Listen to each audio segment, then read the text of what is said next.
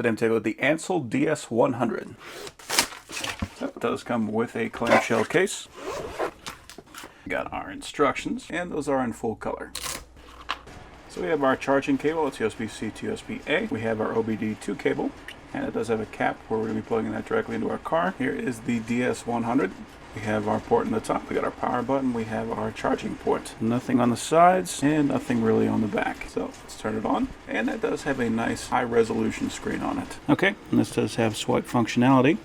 So we can turn the brightness down or up depending on whether or not we're going to be working outside or inside. So that is nice. We do have recording functionality. We can flip the screen, and it looks like we actually have help with that. So that's nice. It does appear that we have updates with this. So you have 95 upgraded, we have 10 to upgrade. We can actually connect this to our Wi-Fi for doing upgrading. So before, you always had to plug these things into a computer, you had to download a file, you had to try to get it to the OBD2 reader. Having the capacity to do that all inside the unit is a very handy feature. And upgrade. I do appreciate it appears that it comes with 100% charge. So I'll go ahead and wait for this to upgrade, and we'll come back to it. Okay, so we are updated. We have 0 upgradable and 105 updated. So we can click on service, and that'll be our technical support for this. So very handy to have that option. We have maintenance. So these are the 7 big checks that this one can do. So we can do ABS bleeding, brake pad reset, gear learning, steering angle reset, battery matching, electronic thermal adaptation, and oil reset. So very handy having all that. So let's plug this into the top and lock down these bolts.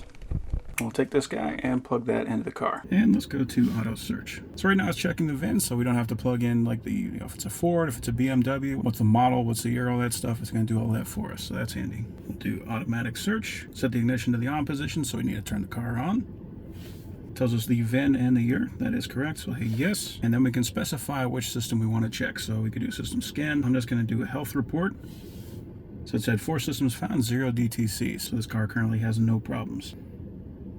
Go to system scan, go to powertrain control module, and read data stream. Now you definitely don't have to go into all this. This is just for if you need to diagnose something. So we got a whole bunch of different options that we can check. Let's look at the accelerator pedal position. So right now it says it's at 0. That's because I do not have my foot on it. And if I press down, we can see it increases. So that way we can make a diagnosis if we feel like we have a sensor problem on our pedal. So very handy to have that option with this tool. And we even have graph. So I'm pressing down, letting off, pressing down, letting off. So even if we didn't see exactly where it was at a certain time, we have this to tell us exactly where it was. Very handy. So yeah, there's a whole lot of functionality out of a very simple unit.